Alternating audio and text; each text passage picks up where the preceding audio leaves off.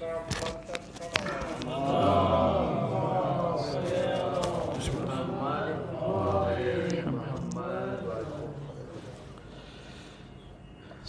علیکم ورحمۃ اللہ وبرکاتہ۔ لا حول ولا قوة الا باللہ العلی العظیم۔ حسبنا اللہ ونعم الوکیل، نعم المولا ونعم النصیر۔ لا حول ولا قوة الا باللہ العلی العظیم۔ حسبنا اللہ ونعم الوکیل، نعم المولا ونعم النصیر۔ اعوذ باللہ من الشیطان الرجیم، بسم اللہ الرحمن الرحیم۔ الحمد للہ رب العالمین، بارئ الخلائق اجمعین، ثم الصلاة والسلام علی حبیبہ ونبیہ وحافظ سرہ ومبلغ رسالاتہ سیدنا ومولانا ابی القاسم محمد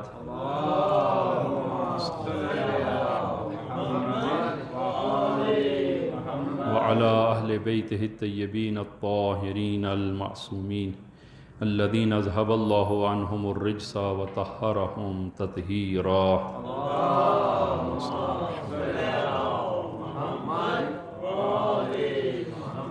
اللهم صل على محمد وآل محمد۔ اللهم كل وليك الحجة ابن الحسن صلواتك عليه وعلى آبائه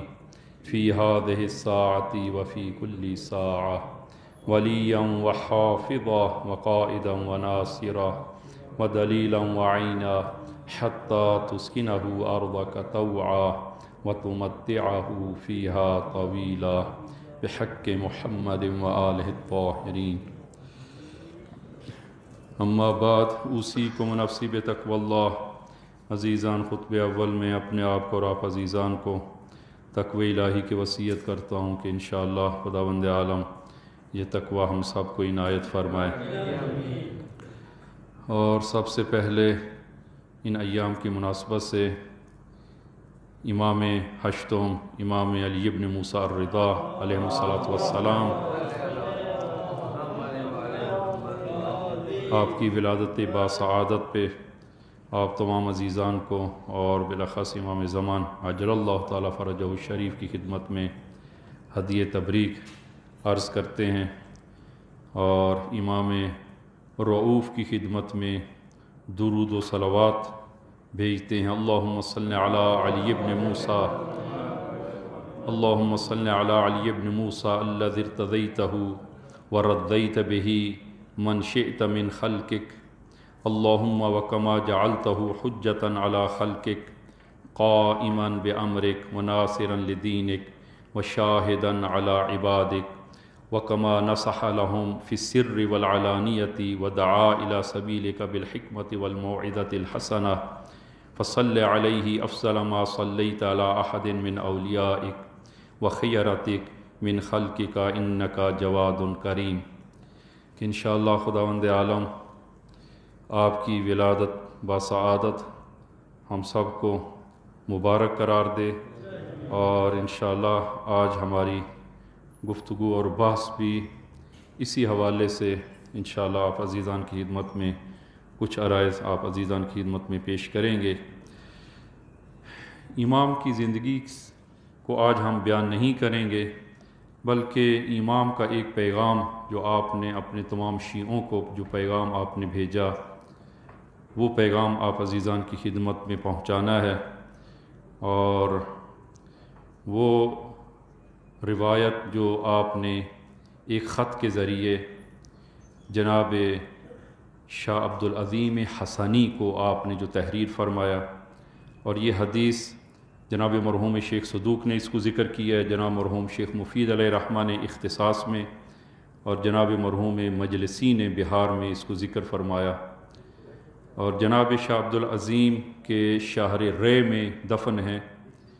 اور یہ وہ شخصیت ہیں کہ جنہوں نے 4 ائمہ کو درک کیا، اور 4 ائمہ کے دوران امامت میں آپ نے زندگی گزاری، اور چاروں امام کی خدمت میں ہمیشہ حاضر ہوتے رہتے۔ اور امام کاظم علیہ السلام، امام رضا، امام جواد، امام ہادی، یہ 4 ائمہ کو انہوں نے درک کیا۔ اور خود جناب شاہ عبدالعظیم حسنی چوتھی نسل سے امام حسن علیہ الصلوۃ والسلام کی اولاد سے ہیں، اور نہایت ایک بزرگوار شخصیت کہ امام ہادی کے نزدیک بہت زیادہ مقرب تھے جناب عبدالعظیم حسنی، اور امام ہادی نے ان کو ولی اللہ کا لقب دیا کہ ولی اللہ، خدا کے ولی ہیں جناب شاہ عبدالعظیم حسنی، اور امام ہادی کبھی بھی ان کو نام لے کر نہیں پکارا، ہمیشہ کنیت کے ذریعے پکارتے تھے۔ مرحباً بک یا ابو القاسم، ابو القاسم آپ کی کنیت تھی، اور ہمیشہ وہ کنیت کے ذریعے پکارتے تھے، نام لے کر کبھی نہیں پکارا، مرحباً بک یا ابو القاسم۔ تو امام ہشتم علی ابن موسیٰ الرضا نے جناب عبدالعظیم حسنی کو ایک خط لکھا، اور وہ نہایت اہم پیغام ہے جو امام نے تمام شیعیان کو تا روز قیامت آپ نے پیغام دیا، اور اس میں آپ نے تمام شیعوں کو مخاطب قرار دیا۔ سب سے پہلے امام نے سلام بھیجا ہے، اور پھر اس کے بعد نصیحتیں فرمائیں کہ میں ایک بطور کلی امام کا جو خط ہے آپ عزیزان کی خدمت میں وہ پیش کروں۔ فرمایا یا عبد العظیم ابلغ عنی اولیائی السلام، فرمایا کہ میرے محبین کو اور میرے دوستوں کو اور میرے شیعوں کو میرا سلام پہنچائیں۔ وقل لہم، اور ان سے کہیں ان لا یجعل الشیطان علی انفسہم سبیلا، کہ وہ شیطان کو اپنے وجود میں نافذ ہونے سے روکیں اور اپنے وجود میں شیطان کے وسوسوں کو پیدا ہونے نہ دیں۔ وَمُرْهُمْ، اور پھر فرمایا کہ ہمارے شیعوں کو اور ہمارے محبین کو یہ حکم دو، نصیحت نہیں فرمائی، فرمایا کہ مرہم، ان کو حکم دو میری طرف سے، بالصدقی فی الحدیث و اداء الامانہ، فرمایا کہ صدق حدیث کہ ہمیشہ کلام میں سچے ہوں اور وہ امانت دار ہوں، امانت داری کی اور کلام میں صداقت کی آپ نے حکم دیا کہ میرے شیعوں سے کہیں کہ بالصدق فی الحدیث، اپنی کلام میں سچے ہوں، و اداء الامانہ، اور امانت کو ہمیشہ ادا کریں۔ وَمُرْهُمْ بِالسُّکُوتِ وَتَرْكِ الْجِدَالِ فِي مَا لَا یعنیہم، اور فرمایا کہ میرے شیعوں کو حکم دیں کہ وہ سکوت اختیار کریں، خاموشی اختیار کریں، اور ایک دوسرے کے ساتھ جنگ و جدال اور لڑائی جھگڑے کو ترک کریں۔ وَإِقْبَالِ بَعْضِهِمْ عَلَى بَعْضٍ وَالْمُزَاوَرَةِ، ایک دوسرے کی زیارت کریں، ایک دوسرے کے ساتھ ملاقات کریں۔ فَإِنَّ ذَلِكَ قُرْبَةٌ إِلَيَّ، اور میرے قرب کا ذریعہ یہی چیزیں ہیں، اور ان چیزوں پر اگر ہمارے شیعہ عمل کریں گے تو میرا قرب حاصل ہوگا۔ وَلَا يَشْتَغِلُوا أَنفُسَهُمْ بِتَمْزِيقِ بَعْضِهِمْ بَعْضًا، اور ایک دوسرے کو چت کرنا اور ایک دوسرے کو نیچا دکھانے سے اور لڑائی جھگڑے سے وہ دور رہیں۔ فَإِنِّي آلَيْتُ عَلَى نَفْسِي أَنَّهُ مَنْ فَعَلَ ذَلِكَ، اور پھر آپ نے اپنی جان کی قسم کھائی، فرمایا کہ میں قسم کھاتا ہوں کہ اگر کوئی ایسا کام کرے ہمارے شیعوں میں اور ہمارے محبین میں سے کوئی ایسا کام کرے، وہ اسخط ولیًا من اولیائی، اور میرے دوستوں اور میرے شیعوں میں سے اگر کسی کو وہ ناراض کرے اور اس کسی کا دل توڑے، وَدَعَوْتُ اللَّهَ لِيُعَذِّبَهُ، تو فرمایا کہ میں قسم کھاتا ہوں اس کے لیے خدا کے حضور بد دعا کروں گا کہ دنیا میں اس کو سخت ترین عذاب کرے، وَكَانَ فِي الْآخِرَةِ مِنَ الْخَاسِرِينَ، اور قیامت کے دن وہ خسارہ اٹھانے والوں میں سے ہوگا۔ وَعَرِّفْهُمْ، اور پھر فرمایا کہ ہمارے شیعوں کو یہ بتا دو، ان اللہ قد غفر لمسیئہم لمحسنہم، قد غفر لمحسنہم، جو احسان کرنے والا ہے خداوند عالم اس کو معاف کرے گا، وتجاوز عن مسیئہم، اور ہمارے شیعوں میں جو گناہ گار ہے خداوند عالم اس کے گناہوں کو معاف کرے گا۔ الا من اشرک بہ، مگر دو قسم کے لوگوں کو خداوند عالم کبھی معاف نہیں کرے گا۔ ایک من اشرک بہ، جو خدا کے ساتھ شرک قرار دے، خدا کے ساتھ کسی کو شریک قرار دے، خدا فرمایا کہ خدا اس کو معاف نہیں کرے گا۔ دوسرا وہ شخص کہ من آغا ولی من اولیائی او ازمر لہ سوءا، کہ جو ہمارے دوستوں اور شیعوں اور محبین میں سے کسی کو اذیت دے، کسی کو تکلیف پہنچائے، فرمایا اس کو معاف نہیں کرے گا۔ او ازمر لہ سوءا، اور یا دل میں کسی مومن کی نسبت سوء ظن کرے، بری نیت کرے کسی مومن کے بارے میں، لا یغفر لہ حتی یرجع، خداوند عالم ہرگز اس کو معاف نہیں کرے گا جب تک وہ توبہ نہ کرے اور رجوع نہ کرے۔ فإن رجع، اور اگر وہ رجوع کر لے، توبہ کر لے تو فبہا، وإلا نزع روح الایمان عن قلبہ، اگر وہ توبہ نہ کرے اور اس مومن کو جو دل دکھایا ہے اگر اس کو راضی نہ کرے تو نزع روح الایمان عن قلبہ،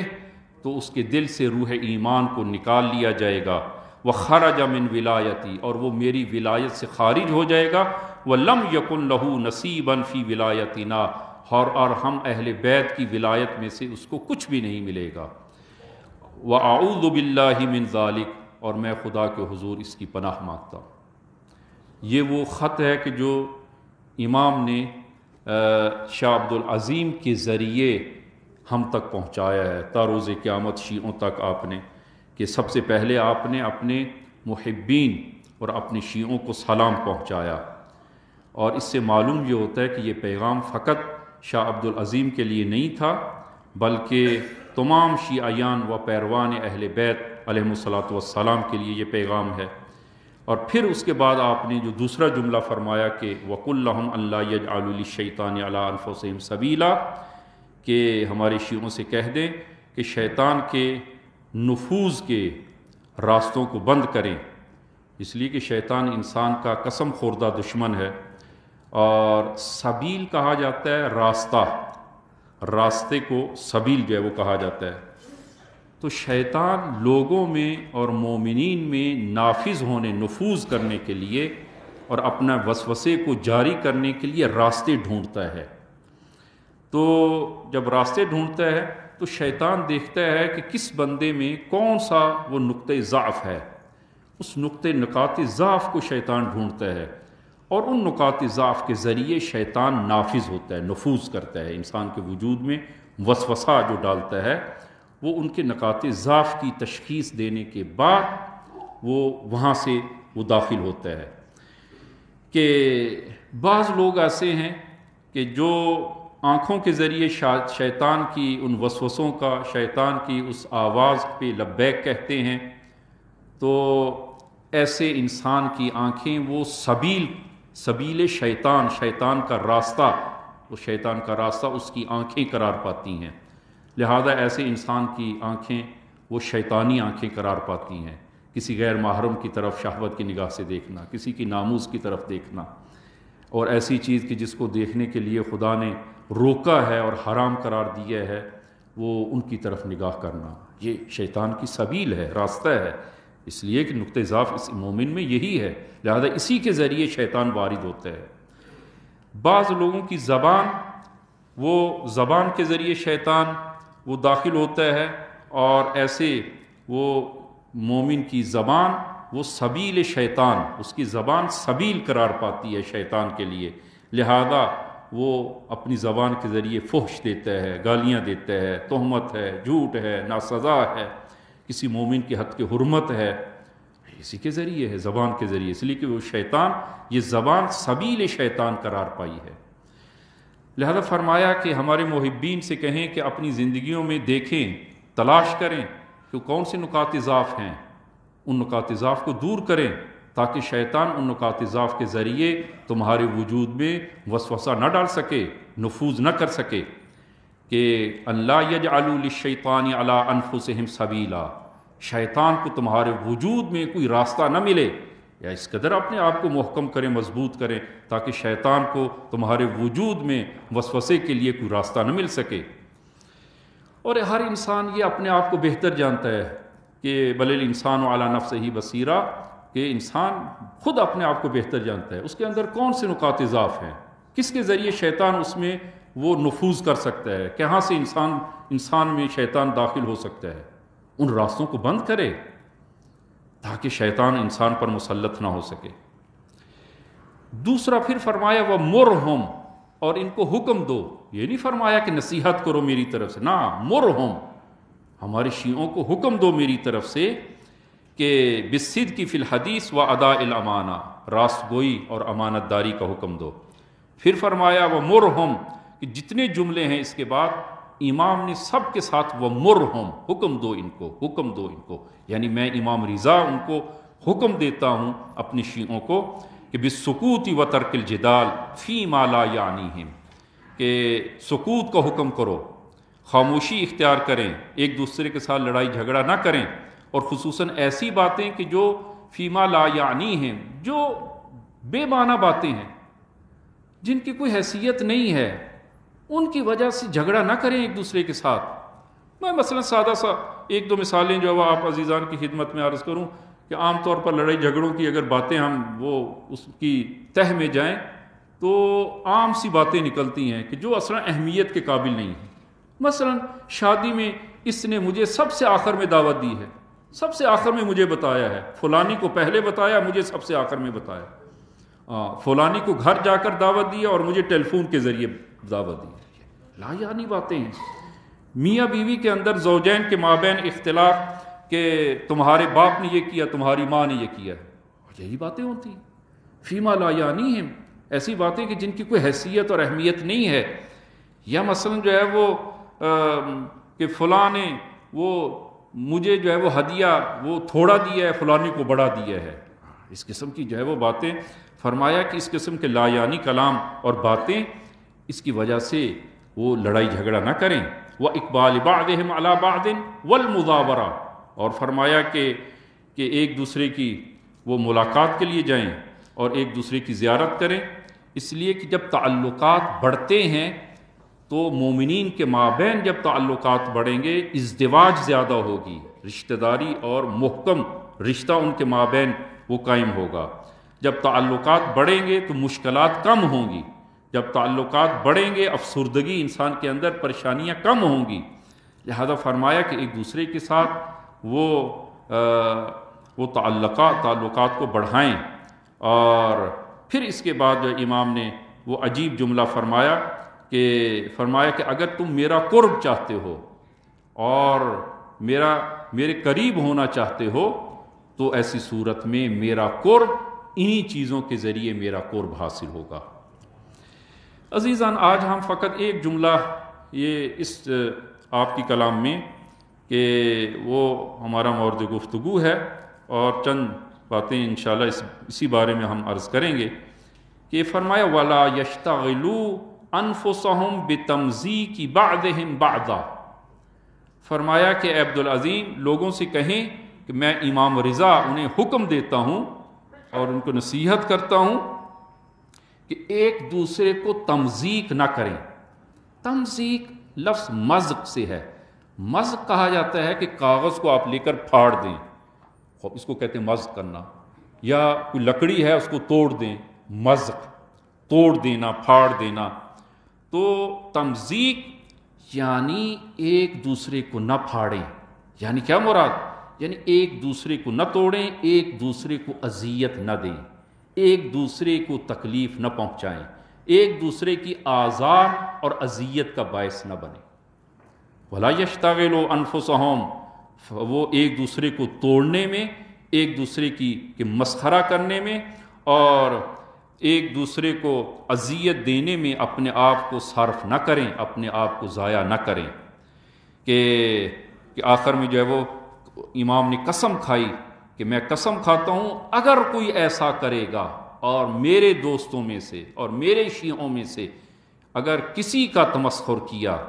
اگر کسی کی حد کے حرمت کی، اگر کسی کا استہزاء کیا، اگر کسی کو اذیت پہنچائی،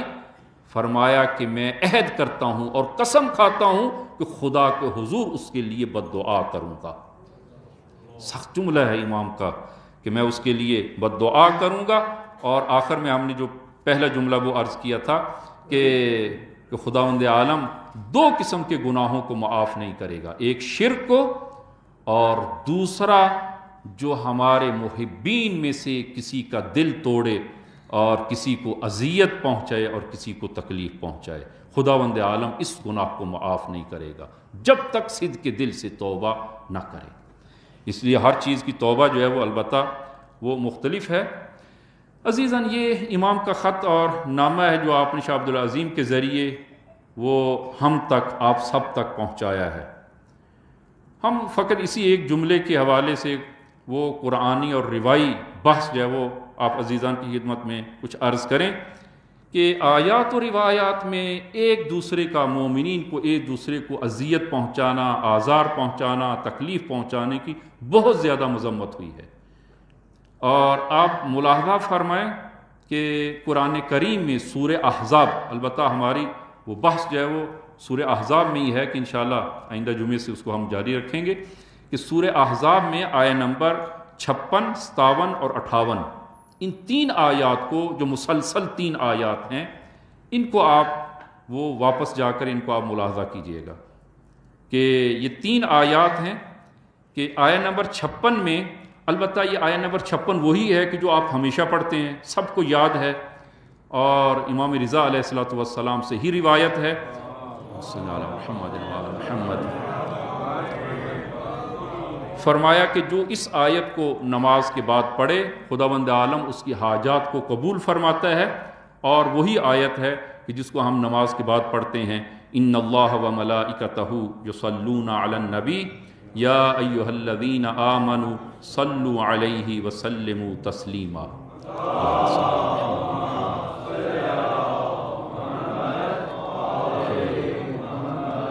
یہ آیت سب کو یاد ہے،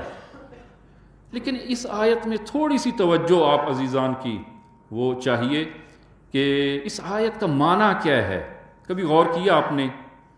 کہ ان اللہ و ملائکتہ، خدا اور اس کے ملائکہ، یصلون علی النبی، وہ رسول خدا پر درود بھیجتے ہیں، خدا بھی درود بھیجتا ہے، ملائکہ بھی۔ یا ایھا الذین آمنوا، اور اے ایمان والو، صلو علیہ، آپ بھی درود بھیجیں رسول خدا پر، وسلموا تسلیما۔ اچھا، یہ وسلموا خدا اور ملائکہ کے بارے میں نہیں ہے، یہ مومنین کے بارے میں ہے۔ وسلموا تسلیما یہ مومنین کے بارے میں ہے، ملائکہ اور خدا کے بارے میں نہیں ہے۔ معنی اس کا کیا ہے کہ خدا اور رسول، خدا اور ملائکہ رسول خدا پر درود بھیجتے ہیں، اور اے مومنین آپ بھی درود بھیجیں۔ وسلموا تسلیما، 2 معنی اس کے کیے ہیں۔ ایک سادہ سا معنی جو اس وسلموا تسلیما کا ایک سادہ سا معنی کہ آپ بھی سلام کریں، سلام کریں رسول خدا پر، السلام علیکہ یا رسول اللہ، یہ ایک سادہ سا معنی۔ لیکن ایک دقیق معنی ہے، دقیق معنی ہے اس جملے کا اور اس آیت کا۔ وسلموا تسلیما یعنی اے مومنین آپ رسول خدا پر درود بھیجیں اور رسول خدا کے سامنے سر تسلیم خم ہو جائیں۔ وسلموا تسلیما، تسلیم ہو جائیں رسول خدا کے سامنے، ان کے احکام، ان کے نواہی، اور جو حکم رسول خدا ہے اس کو من و ان قبول کر لیں، اور اس کے رسول خدا کے احکام کے سامنے وہ اپنی مرضی یا رسول خدا کے احکام کی نافرمانی نہ کریں، تسلیم ہو جائیں، قبول کر لیں، دل و جان سے قبول کریں۔ وسلموا تسلیما، یہ ایک معنی جو ہے وہ، اور دقیق معنی جو ہے وہ آیت کا وہ یہی ہے کہ رسول خدا پر درود بھی بھیجیں اور رسول خدا کے سامنے تسلیم ہو جائیں اور سر تسلیم خم کر دیں رسول خدا کے سامنے۔ یہ ایک۔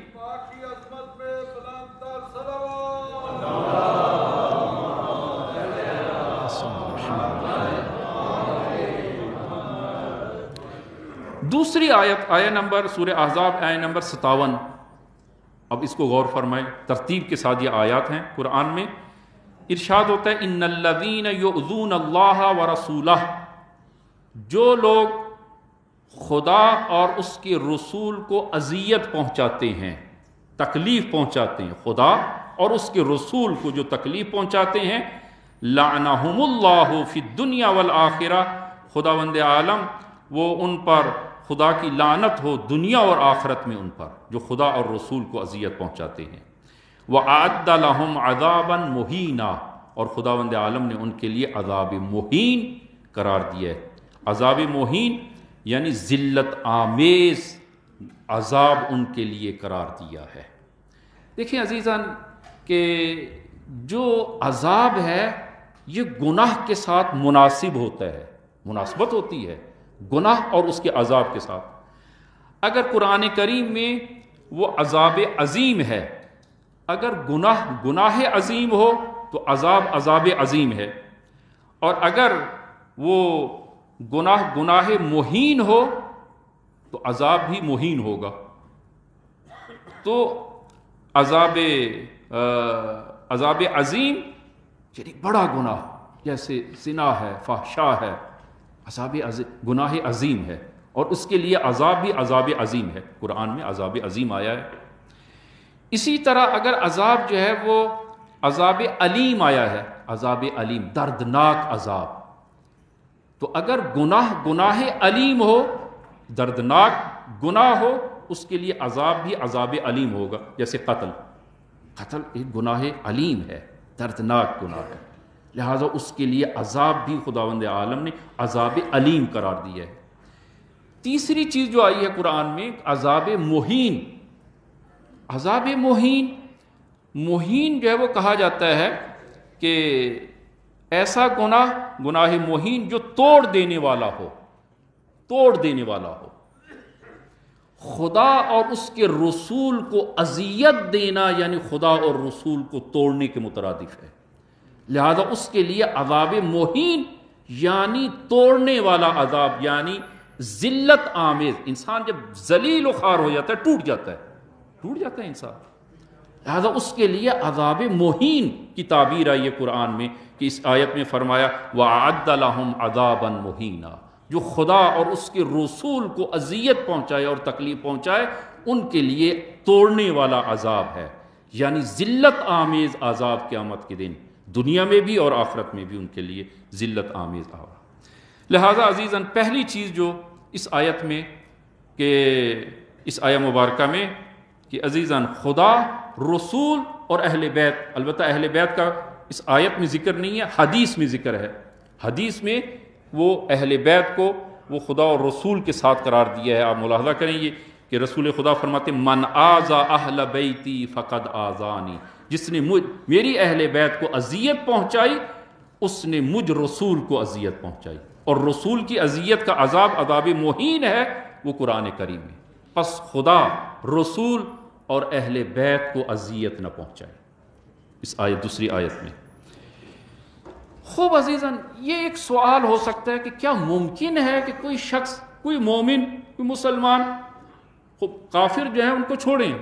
وہ فعلاً ہماری ان سے بحث نہیں ہے، جو خدا اور رسول کو نہیں مانتا، لیکن جو خدا اور رسول کو مانتا ہے کیا وہ خدا اور رسول کو اذیت پہنچائیں گے؟ خدا اور رسول اہل بیت کو اذیت پہنچا سکتے ہیں؟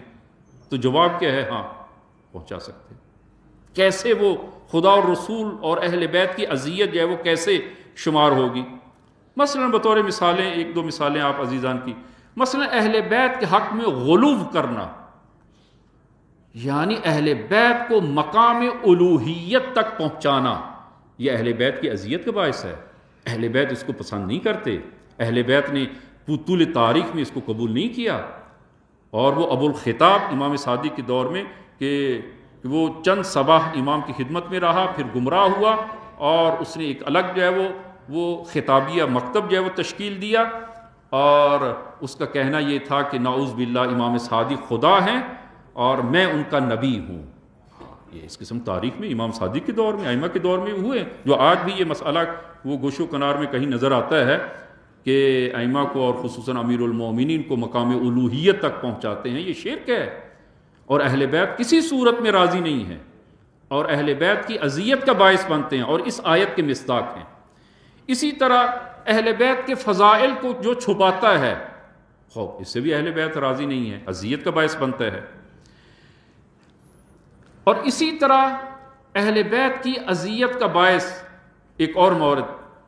جس کو حدیث سے اور واقعے سے میں نقل کروں، کہ حج کے موقع پر ایک شخص امام صادق صلوات اللہ وسلام علیہ کی خدمت میں آتا ہے،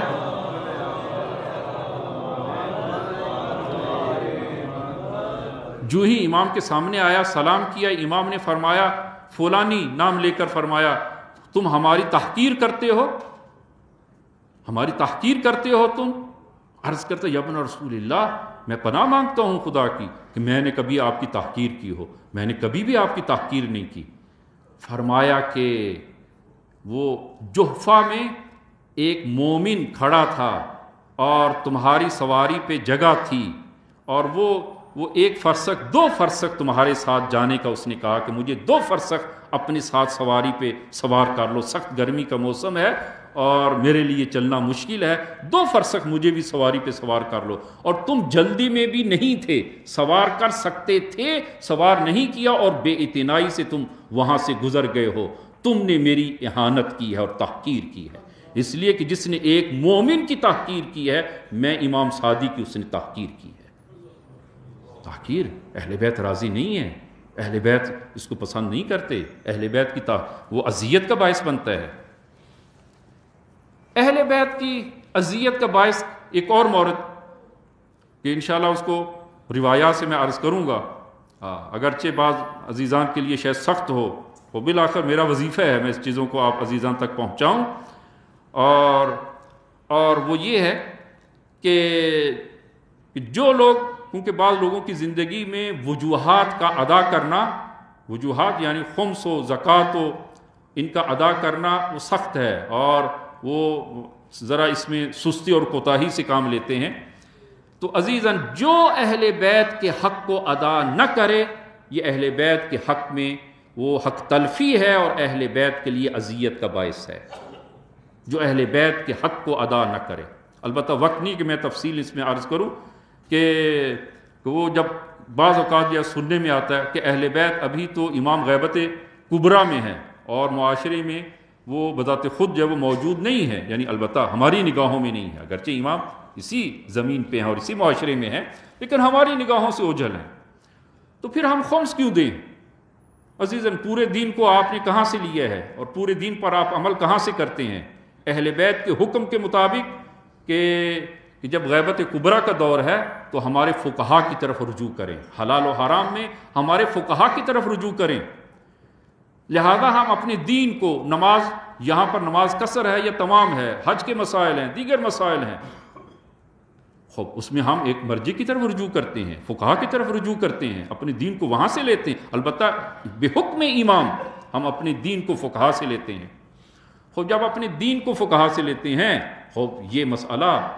جو وجوہات کا مسئلہ ہے، یہ مسئلہ بھی کہاں سے ہوگا؟ یہ بھی فقہا کے ساتھ ہوگا، یہ بھی فقہا کے ساتھ ہوگا. اور اس لیے کہ یہ وجوہات یہ دین خدا کی اور دین رسول خدا اور دین اہل بیت کی مدد ہے، یہ دین اہل بیت کی مدد ہے. اور یہ حدیث جو ہے وہ بہت عجیب حدیث ہے. اور عزیزان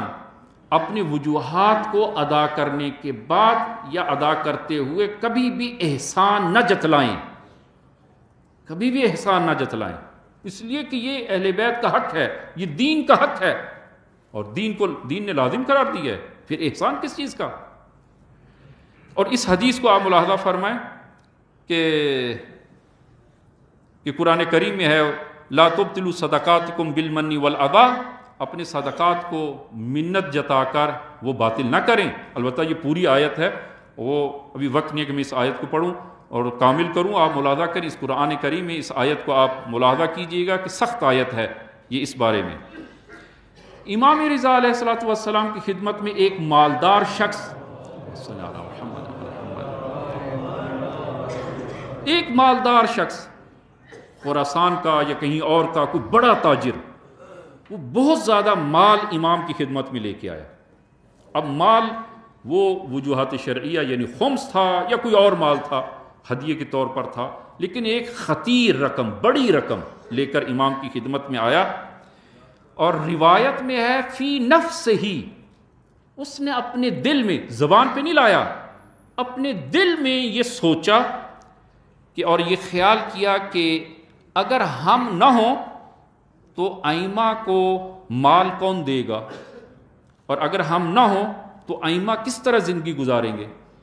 یہ ہم مال دیتے ہیں اور ائمہ فقراء کو دیتے ہیں، مساکین کو دیتے ہیں، اپنی زندگی میں خرچ کرتے ہیں، تو دوسرے الفاظ میں گویا نعوذ باللہ کہ ہم ائمہ کی زندگی کو ہم چلا رہے ہیں. ہم جو خمس دیتے ہیں، جو ہم زکوٰۃ دیتے ہیں، ائمہ کی زندگی کو ہم چلا رہے ہیں. یہ ایک خیال جو ہے وہ انسان اس کے ذہن میں آیا. البتہ میں عرض کروں کہ عزیزان، یہ جو خداوند عالم نے یہ حق جو واجب قرار دیا ہے، اپنی دین کی نصرت کے لیے حق قرار دیا ہے، اور طول تاریخ میں آپ ملاحظہ فرمائیں فقہائے کرام، البتہ اہل بیت علیہ الصلوۃ والسلام کی زندگی میں بھی یہی تھا، اور بعد میں فقہا کی زندگی میں بھی، کہ فقہا جو دین کی خدمت کرتے ہیں، کتابیں لکھتے ہیں، تحقیقات کرتے ہیں، اور طلاب کی جو تربیت کرتے ہیں تاکہ وہ طلاب آگے طول تاریخ میں یہ سلسلہ جاری رہے، اور دشمن کے وہ شبہات کا جواب دیتے ہیں تو اور دین کا دفاع کرتے ہیں. خب اس کے لیے وہ بالآخر وجوہات کی ضرورت ہے، اور خداوند عالم نے یہ وجوہات وہ اسی کے لیے قرار دی ہیں. لہذا ان کا ادا کرنا وہ منت کا باعث نہیں ہے، احسان نہیں ہے کہ خدا اور رسول اور اہل بیت پر وہ ایک احسان جو ہے وہ شمار کیا جائے. یہ شخص کہتا ہے کہ امام کی خدمت میں جب میں وہ مال لایا اس کو ایک طرف رکھا، اور دل میں یہ خیال جو ہے وہ پیدا ہوا کہ وہ دل میں یہ بات گزری کہ امام جو لوگوں کو مدد کرتے ہیں، فقراء اور مساکین کو دیتے ہیں اور دیگر جہات پہ خرچ کرتے ہیں، تو یہ ہم مومنین کا مال ہے جو ہم دیتے ہیں اور وہ آگے خرچ کرتے ہیں، اور اگر ہم نہ دیں تو پھر امام کہاں سے کریں گے. یہ ایک خیال دل میں گزرا. کہتے ہیں امام کی خدمت میں بیٹھا ہوں، تھوڑی دیر کے بعد امام اٹھتے ہیں اور ایک ظرف طلب کرتے ہیں، ایک برتن طلب کرتے ہیں کہ شاید آپ وضو کرنا چاہ رہے تھے یا آپ ہاتھ دھونا چاہ رہے تھے. خوب پانی اور ظرف جب وہ لایا گیا، اور جب امام کے ہاتھوں پر پانی ڈالا تو کیا دیکھتا ہوں، تعجب میں نے کیا کہ وہ پانی جو امام کے ہاتھوں کو چھو کر اس ظرف میں گر رہا ہے وہ سونے کے دانوں میں تبدیل ہو گیا ہے. سونے کے دانوں میں تبدیل ہو گیا. اور جب میں نے یہ کیفیت دیکھی تو امام نے میری طرف دیکھا اور مسکرائے، اور پھر امام نے وہ ایک جملہ کہا، فرمایا کہ جب یہ ساری چیزیں ہمارے لیے فراہم ہیں اور ہمیں حاصل ہیں تو پھر اپنی وجوہات دینے کے لیے وہ احسان نہیں جتلایا جاتا، احسان نہیں کرتے، جتلاتے نہیں ہیں. یہ ساری چیزیں تو ہمارے لیے فراہم ہیں. اگر ہم خمس لیتے ہیں یہ تم پر احسان ہے. جناب مرحوم آیت اللہ بروجردی، ان سے منقول ہے کہ جب وہ خمس لیتے تھے اور بعض اوقات یہ فرماتے تھے کہ تم احسان نہ جتلاؤ، میں تم پر احسان کر رہا ہوں کہ تمہارے خمس کو قبول کر کے اپنی گردن کو پل بنا رہا ہوں تاکہ تم اس سے گزر سکو. میں اپنی گردن کو پل بنا رہا ہوں تاکہ تم اس سے گزر سکو. یہ میرا احسان ہے نہ کہ تمہارا احسان. اور اسی طرح آپ ملاحظہ کریں کہ ایک مرتبہ مکہ مکرمہ میں امام سجاد، امام زین العابدین صلوات اللہ وسلام علیہ،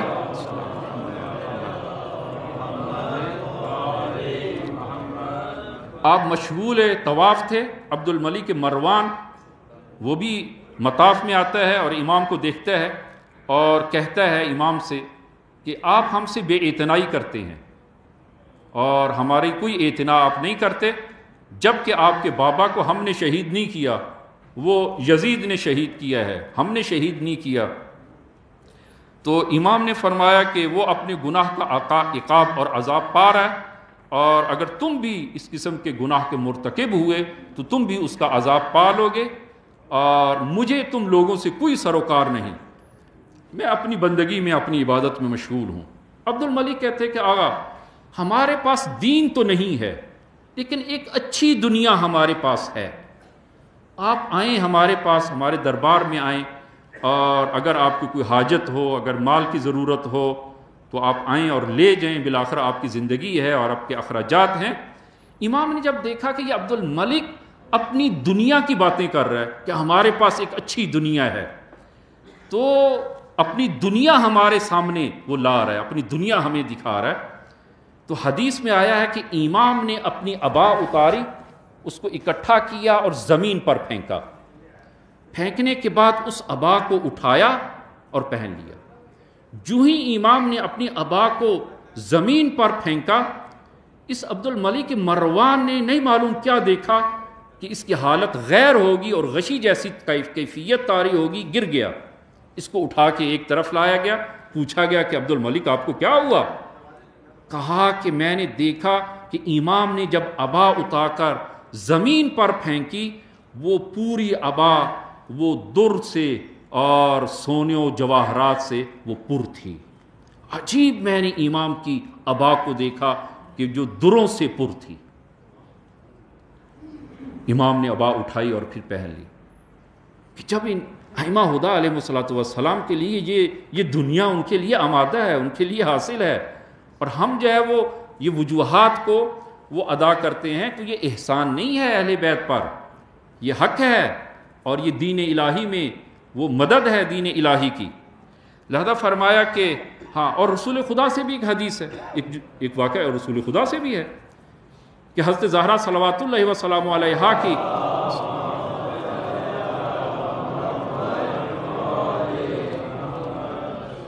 آپ کی خاصگاری کے لیے بہت سارے لوگ آئے، من جملہ ایک وہ نام لے لیتا ہوں، عبد الرحمن بن عوف، وہ بہت مالدار تھا۔ یہ اس کے مرنے کے بعد وہ اس کے مال کو، سونے کو کلہاڑوں سے توڑ کر اس کے ورثاء میں تقسیم کیا گیا۔ تو عبد الرحمن عوف رسول خدا کی خدمت میں خاصگاری کے لیے اور 10,000 درہم حق مار کی پیشکش کی۔ 10,000 درہم، یا رسول اللہ میں حق مار ادا کروں گا۔ تو رسول خدا نے جو ہے وہ جب یہ سنا کہ وہ اپنے 10,000 کو میرے سامنے رکھ رہا ہے، تو رسول خدا کے سامنے سنگریزے پڑے تھے، پتھر جو ہے وہ چھوٹے چھوٹے پتھر۔ رسول خدا نے ان سنگریزوں کے نیچے ہاتھ ڈالا اور اٹھایا، اور اٹھا کر فرمایا من یقدر علی ھذا ذھبا، جو شخص ان سنگریزوں کو سونے میں بدلنے کی طاقت رکھتا ہے وہ تمہارے 10,000 درہم کو کیا کرے، جو ان کو سونے میں۔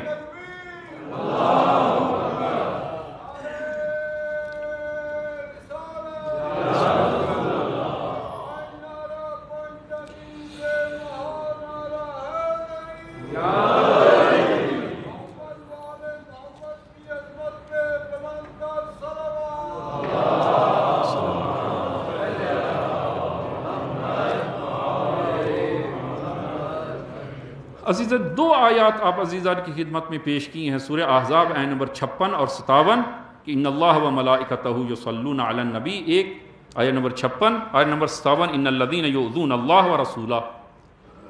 تیسری آیت آیت نمبر 58 سورہ احزاب آیت نمبر 58، اس کو ملاحظہ کریں۔ ارشاد ہوتا ہے والذین یؤذون المؤمنین والمؤمنات، جو لوگ مومن مردوں اور مومن عورتوں کو وہ اذیت پہنچاتے ہیں، بغیر مکتسبوا، ناکردہ گناہ پر جو اذیت پہنچاتے ہیں، فقد احتملوا بہتانا واسما مبینا، فرمایا کہ انہوں نے بہتان اور سری گناہ کا بوجھ اٹھایا ہے، بہت بڑا گناہ ہے جو مومن مردوں اور مومن خواتین پر ناکردہ گناہ کی اذیت پہنچاتے ہیں۔ فرمایا کہ خدا کے ہاں یہ بہت بڑا گناہ ہے اور وہ واضح اور آشکار گناہ ہے۔ لہذا عزیزان کہ وہ مومنین کو اذیت نہ پہنچائی جائے، ہمسر آزاری، فرزند آزاری، اولاد کو اذیت پہنچانا، زوجہ کو اذیت پہنچانا، ہمسائے کو اذیت پہنچانا، اسی طرح دوست و احباب کو اذیت پہنچانا، حتیٰ حیوانات کو اذیت پہنچانا، کہ حیوانات حتیٰ اسلام میں اس حد تک ہے اگر 2 وہ سواری پر سوار ہوں اور وہ آپس میں گفتگو کرنا چاہیں تو ممکن ہے کہ وہ سواری پر بیٹھے آدھا گھنٹہ گفتگو کریں، نہ، فرمایا حکم یہ ہے کہ اگر گفتگو کرنا چاہتے ہو سواری سے نیچے اترو، اور نیچے اتر کر جو ہے وہ سواری کو اذیت نہ پہنچاؤ۔ اس حد تک جو ہے وہ اسلام میں کہ سواری کو اذیت نہ پہنچاؤ، اس حیوان کو اذیت نہ پہنچاؤ، سواری سے نیچے اترو اور پھر گفتگو کرو۔ تو حیوان آزاری، اور اسی طرح کہ عزیزاً مومن وہ ہے کہ جس کا کی اذیت و آزار کسی کو نہ پہنچے، نہ کسی انسان کو، نہ کسی حیوان کو، نہ کسی درخت کو، حتیٰ نہ زمین کو۔ مومن وہ ہے کہ جس کی اذیت اور آزار سے ہر چیز محفوظ ہو. اس حدیث کو ملاحظہ فرمائیں کہ حضرت موسیٰ علی نبینا علیہ الصلوۃ والسلام نے خدا کے حضور عرض کیا، یا الہی ما جزاء من کف اذاہ عن الناس، خدایا کہ اس شخص کی جزا اور ثواب کیا ہے کہ جس کی اذیت سے لوگ محفوظ ہیں، جس کی اذیت لوگوں کو نہیں پہنچتی، لوگوں کو اذیت اور آزار نہیں پہنچاتا، اس کا ثواب کیا ہے، اس کی جزا کیا ہے؟ تو خداوند عالم نے ارشاد فرمایا، قال یا موسیٰ تنادیہ النار یوم القیامہ لا سبیل لی علی، قیامت کے دن جہنم پکارے گی اس مومن کو کہ میرا تم پر کوئی تسلط نہیں ہے، تم آتش جہنم سے آزاد ہو. آتش جہنم سے آزاد، یہ جہنم پکارے گی کہ ایسے مومن کو میری آتش وہ نہیں لے گی اور وہ آتش جہنم سے آزاد ہے. لہذا عزیزان کہ وہ مومن کو اذیت و آزار جو ہے وہ نہ پہنچائی جائے. اور ایک آدھ جملہ انشاءاللہ وہ دوسرے خطبے میں عرض کرتا ہوں کہ اذیت و آزار وہ کن کن ذرائع سے انسان دوسرے کو اذیت پہنچا سکتا ہے، تاکہ یہ موارد معلوم ہو اور انسان جو ہے وہ کسی مومن بھائی کو اور کسی عزیز کو وہ اذیت و آزار اس کے ذریعے نہ پہنچے. کہ انشاءاللہ خداوند عالم ہم سب کو توفیق عنایت فرمائے. امام رضا کا یہ نامہ اور امام رضا کا یہ پیغام جو آپ نے وہ تاروز قیامت شیعوں کے لیے جو اپنا پیغام پہنچایا ہے، اس پر عمل کرنے کی خداوند عالم ہم سب کو توفیق عنایت فرمائے. بسم اللہ الرحمن الرحیم. قل هو اللہ احد اللہ الصمد لم یلد ولم یولد ولم یکن لہ کفوا احد.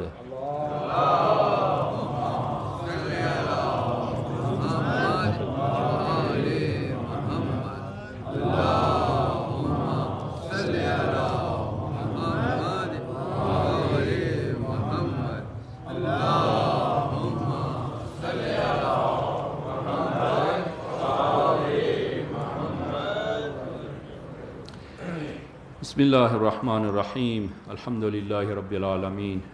والصلاة والسلام علی محمد وآلہ الطیبین الطاہرین المعصومین. اللہم صلی علی محمد المصطفیٰ، اللہم صلی علی علی المرتضیٰ، اللہم صلی علی فاطمة الزہراء، اللہم صلی علی الحسن المجتبیٰ، اللہم صلی علی الحسین شہید بکربلا، اللہم صلی علی علی ابن الحسین، اللہم صلی علی محمد ابن علی، اللہم صلی علی جعفر ابن محمد، اللہم صلی علی موسیٰ ابن جعفر، اللہم صلی علی علی ابن موسیٰ الرضا، اللہم صلی علی محمد ابن علی، اللہم صلی علی علی ابن محمد، اللہم صلی علی الحسن العسکری، اللہم صلی علی القائم المہدی، اللہم صلی علی محمد وآل محمد وعجل فرجہم وسہل مخرجہم. اوصیکم ونفسی بتقوی اللہ. عزیزان خطبہ دوم میں بھی اپنے آپ کو اور آپ عزیزان کو تقوی الہی کی وصیت کرتا ہوں کہ انشاءاللہ خداوند عالم یہ تقوی ہم سب کو عنایت فرمائے. عزیزان رسول گرامی اسلام کی خدمت میں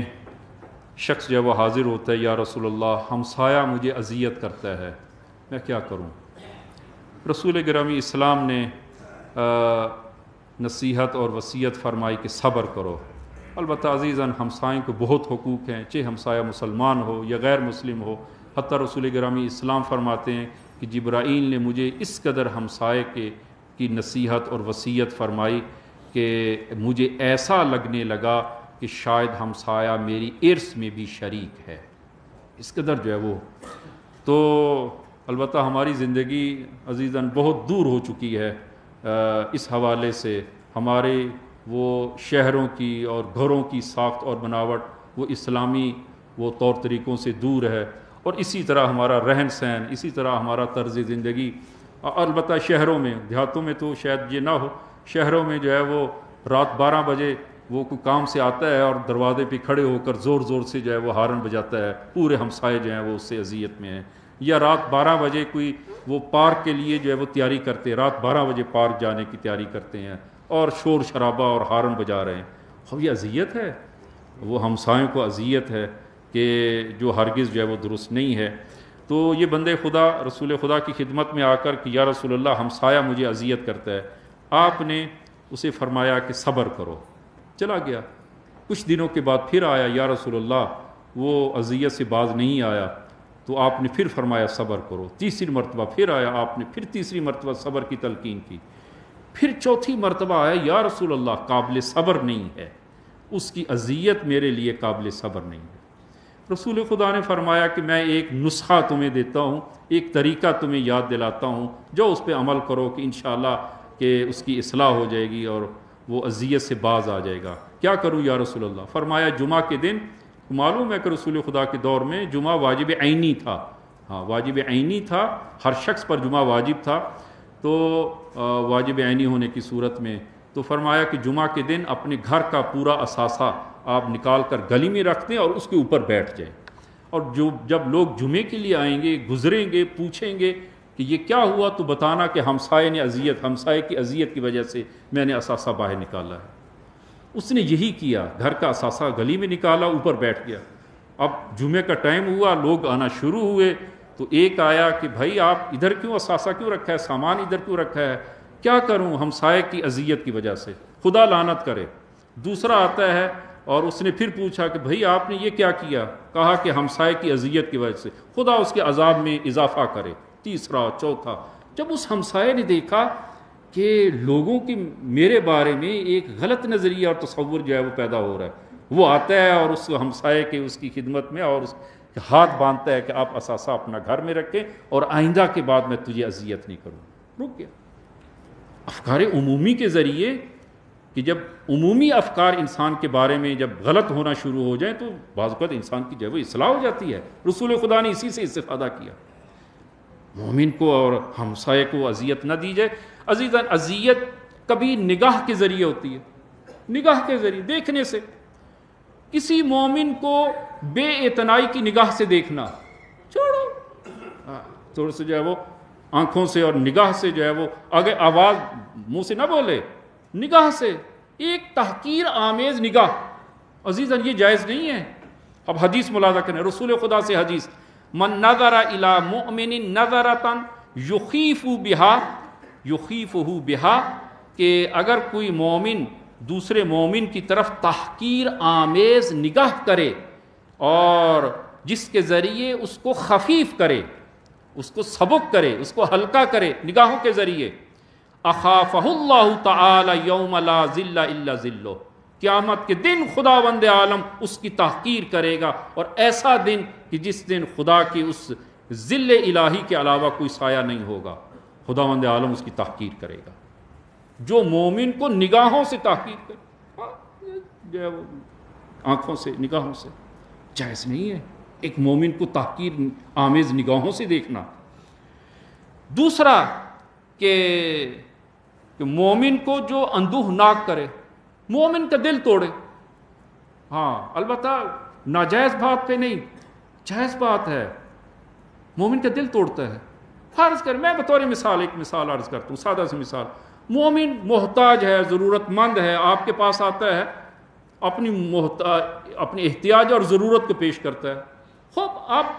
مدد نہیں کرنا چاہتے نہ کریں، لیکن تحقیر نہ کریں، تحقیر نہ کریں۔ آپ مدد نہیں کرنا چاہتے نہ کریں، لیکن تحقیر نہ کریں، دل نہ توڑیں اس کا، ایسی بات کہہ کر اس کا دل ٹوٹے، دل نہ توڑیں، ہاں اس کو وہ آرام سے، پیار سے، محبت سے اس کو آپ واپس لوٹا دیں، لیکن اس کا دل نہ توڑیں۔ کہ آپ حدیث کو ملاحظہ فرمائیں، من احزن مؤمنا ثم آتاہ الدنیا لم یکن ذلک کفارتہ، فرمایا کہ جو مومن کو اندوہ ناک کرے، جو مومن کا دل دکھائے اور جو مومن کا دل توڑے، ثم آتاہ الدنیا، پھر اگر بعد میں پوری دنیا بھی اس کو دے دے، لم یکن ذالک کفارتہ، یہ اس دل توڑنے کا کفارہ نہیں بنے گا، اس کا کفارہ قرار نہیں پائے گا۔ ہاں مومن کا دل جو ہے وہ نہ توڑا جائے۔ اور عام طور پر جو ہے وہ بعض اوقات کہ وقت اب نہیں رہا، گزر گیا ہے، کہ مثلا جو ہے وہ بطور مثال جو ہے وہ رشتہ لینے کے لیے، رشتہ لینے دینے کے لیے، اور جو ہے وہ بعض اوقات جو ہے وہ ایسا بلکہ پیش آتا ہے کہ ایک بچی جو تحصیل کردہ ہے، پڑھی لکھی ہے، نجیب خاندان سے ہے، لیکن غریب ہے، غریب باپ کی بیٹی ہے، اس کی جو ہے وہ خواستگاری کے لیے جاتے ہیں اور ان کے گھر بار کو دیکھتے ہیں، نہ یہ ہمارے جو ہے وہ سطح کی نہیں ہے، یہ ہمارے سطح کے لوگ نہیں ہے، ان کے گھر میں جو ہے وہ پتھر نہیں لگا، مثلا ان کے گھر کا دروازہ جو ہے وہ پرانے انداز کا ہے، مثلا اس کا باپ جو ہے وہ مثلا وہ چھوٹی سی نوکری جو ہے وہ کرتا ہے۔ ہاں، تحقیر نہ کریں، رشتہ نہیں لیتے نہ لیں، لیکن تحقیر نہ کریں، مومن کا دل نہ توڑیں۔ لہذا فرمایا کہ من احضن مؤمنا ثم آتاہ الدنیا لم یکن ذلک کفارتہ، تو خلاصہ کلام عزیزان کہ امام رضا کی یہ حدیث آپ عزیزان کی خدمت میں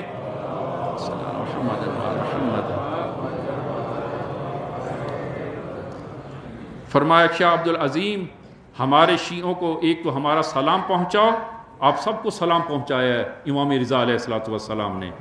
اور سلام کے بعد پھر وصیتیں اور حکم جو ہے وہ کچھ احکام آپ نے جاری کیے ہیں، اور ان میں سے اہم ترین جو آج ہم نے جس کو بیشتر بیان کیا اور عرض کیا ہے، وہ فرمایا کہ وہ ایک دوسرے کے ساتھ وہ جدل و جدال نہ کریں، ایک دوسرے کو نہ توڑیں، ایک دوسرے کا تمسخر نہ کریں، اور ایک دوسرے کی وہ حد کی حرمت نہ کریں، اور فرمایا کہ جس نے ہمارے دوستوں میں سے، ہمارے شیعوں میں سے اور ہمارے محبین میں سے وہ